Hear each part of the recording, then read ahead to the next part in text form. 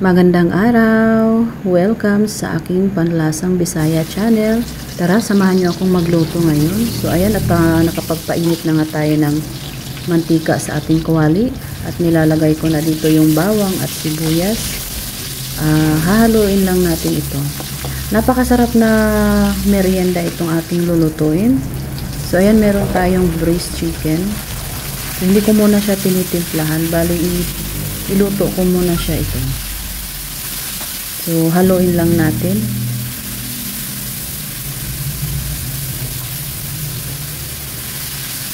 Ayan, pagkatapos natin haluin, isunod naman natin dito yung ating hipon at ang carrots.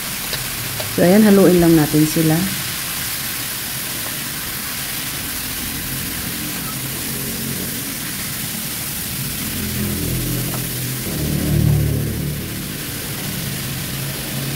Maglagay rin ako dito ng paminta at konting liquid seasoning, at maglagay rin dito ako ng oyster sauce. Haluin lang natin ito.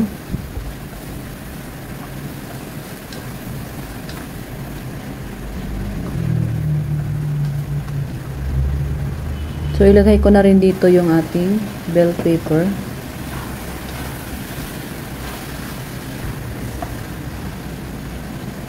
Ayan, bali ilipat ko lang siya sa aking lagayan dahil ma-overcook siya. Tapos maglagay na rin ako dito ng tubig, konting toyo at chicken cubes.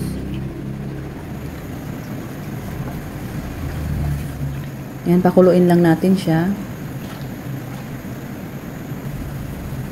At kapag kumulo na, ilalagay na natin dito yung ating bihon. Yan, ganito rin ba kayo magluto ng bihon? Kasi kadalasan nakikita ko, iba-iba naman ang kanyang pagluto ng bihon.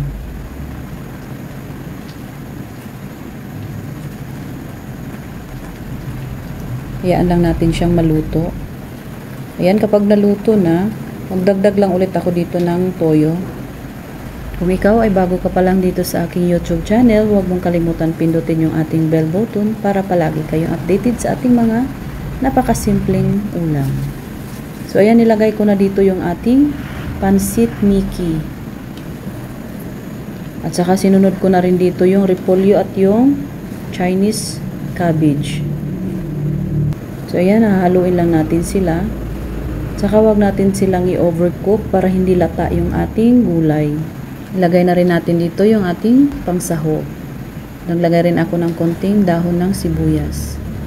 Sakto lang kanyang timpla dahil yung ating pansit is maalat na po yan.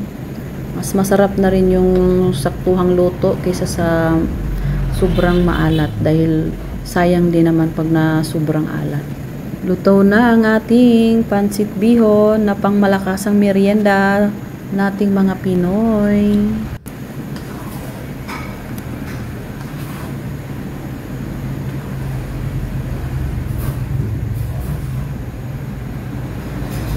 Masarap ito, tapos may kalamansi. Maraming salamat sa panunood. Kain po tayo.